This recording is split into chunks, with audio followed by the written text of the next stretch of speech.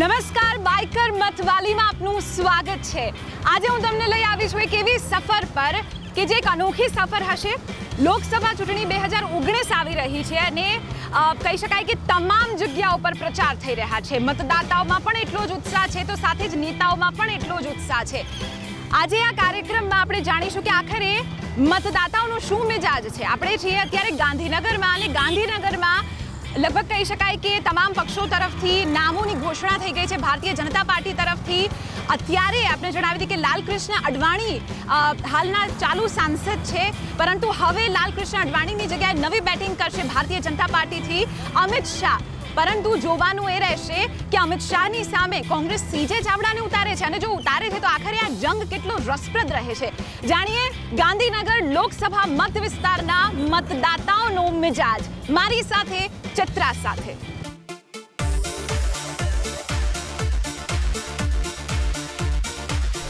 તો ભાઈ અત્યારે હું ગાંધીનગરમાં ફરી રહી છું અને મને અહીંયા એક ચાની કિટલી જોવા મળી રહી છે જ્યાં તમામ લોકો અત્યારે ધમધોકથી ગરમીની વચ્ચે બેઠા છે અને ચર્ચા ચોક્કસથી થતી હોય છે કારણ કે ચાની કિટલી હોય તો પછી ચર્ચા કેમ નહીં। ચાલો પૂછીએ એમને કે આખરે આ ઇલેક્શનને લઈને તેમનું શું કહેવું છે।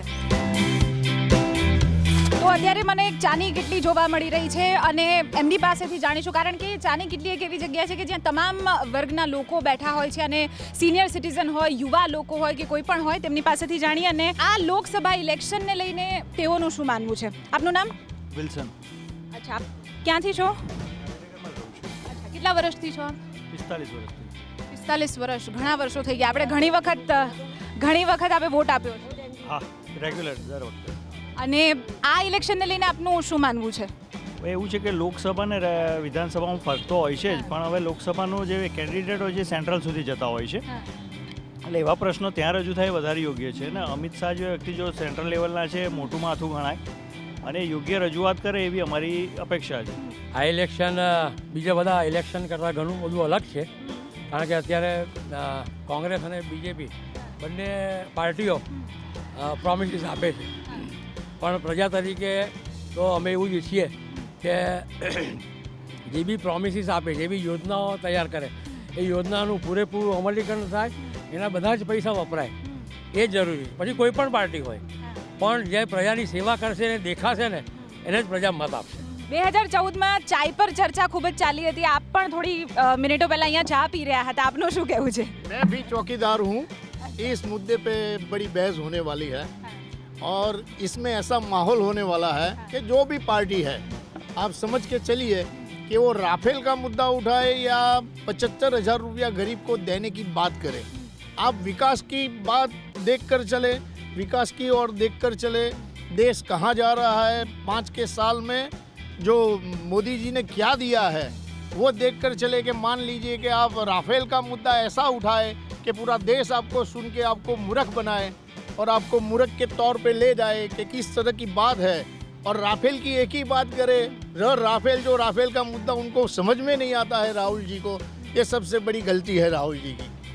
और मैं भी चौकीदार हूँ, समझिए मैडम कि मैं भी चौकीदार हूँ, वो उसका मर्म समझिए। चौकीदार चोर है वो अलग की बात है, और आप किस तरह से 5 साल में जो उन्होंने शासन किया है मोदी जी ने, और उसमें आप बता रहे हो कि चौकीदार चोर है, और उसके सामने जो भारतीय जनता पार्टी ने मुद्दा दिया हुआ है कि मैं भी चौकीदार हूँ, वो बहुत मायने रखता है ये लोकसभा के मुद्दे में। આપના મતે કયા મુદ્દા આ વખતે હાવી રહેશે અને તમારું શું કહેવું છે ખાસ કરીને ગાંધીનગરને લઈને?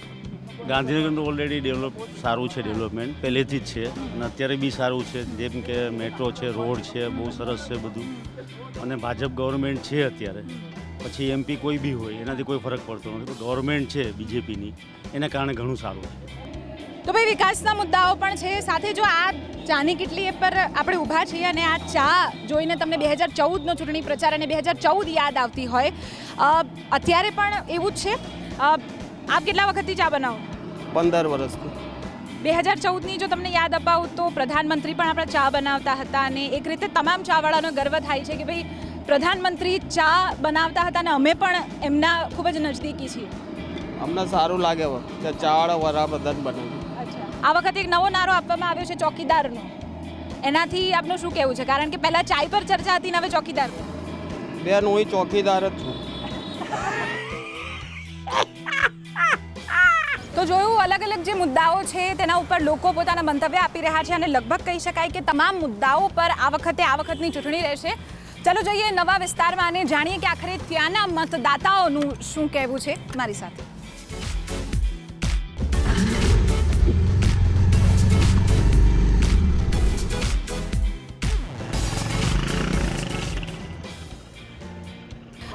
તમામ જે વ્યાપારીઓ છે તેમનું આ લોકસભાને લઈને અને તે ખાસ કરીને ગાંધીનગર માટે શું કહેવું છે, સાથે જ ગાંધીનગરમાં વિકાસ થયો છે કે નહીં, ચાલો જાણીએ.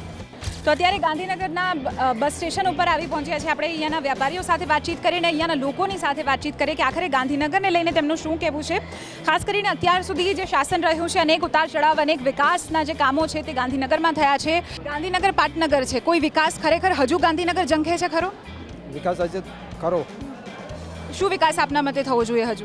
સ્વચ્છતાનો નહીં, બધું રોડ રસ્તા બરાબર બની ગયા છે? રોડ રસ્તા કમ્પ્લીટ ફર્સ્ટ ક્લાસ બની ગયા. અત્યાર સુધી એલ કે અડવાણી હતા અને હજુ પણ ચાલુ સાંસદ છે. આ વખતે એ નથી તો કંઈ ફરક પડશે ખરો એમના નહીં હોવાથી? આપણે એમનાથી આપણો સારો વિકાસ પેલા અમિતભાઈ શાહ બને એના કરતાં બહુ સારા વોટથી જ છે. શું બદલાવ આપે જોયો છે? બદલાવ તો ગાંધીનગરમાં ઘણો બદલાવ છે. જ્યારે ભાજપ સરકાર બે ત્યારથી ઘણો બદલાવ છે. અમિત શાહ આવશે તો વધારે વિકાસ થશે અને અડવાણી હતા ત્યારે વિકાસ તો થયો જ છે, એટલે ગાંધીનગરને વધારે પહેલું કરશે અને અમિત શાહ જ આવશે 100%.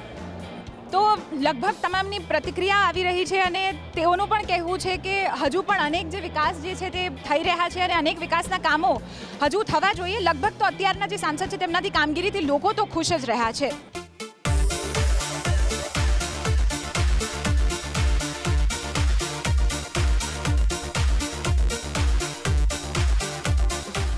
ગાંધીનગરમાં ફરતા ફરતા હું આવી ગઈ છું એક બજારમાં કે જ્યાં હલચલ અત્યારે બપોરનો ટાઈમ છે ઓછી છે, પણ આપણે તેમ છતાં તમામ જે મતદાતાઓ છે તેમનું મિજાજ તો ચોક્કસથી જાણીશું કે આખરે તેમનું શું કહેવું છે આ લોકસભાને લઈને.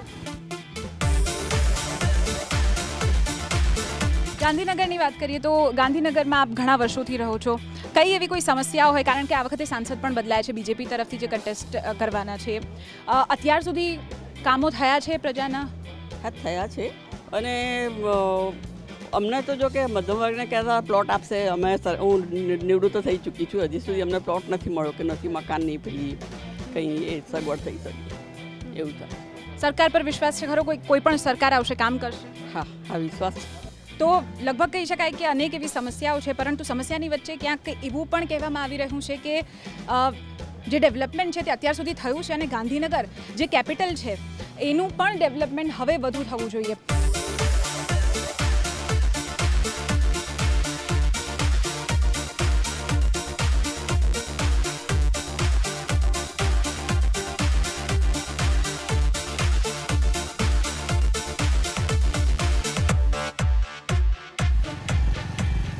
તો ગાંધીનગરના તમામ મતદાતાઓની સાથે વાતચીત કરી અને તેઓનું કહેવું છે કે મહદઅંશે વિકાસ થયો છે. કેટલાક જે એવા વિકાસના કામો છે જે હજુ નથી થયા, પરંતુ તેઓને આશા ચોક્કસથી છે કે હવે જે નવી ટર્મ આવશે સરકારની તેમાં કામ ચોક્કસથી થશે. આ સાથે જ મને આપશો રજા, મળીશું આપણે એક નવી જગ્યા ઉપર બાઇકર મતવાલીની સાથે.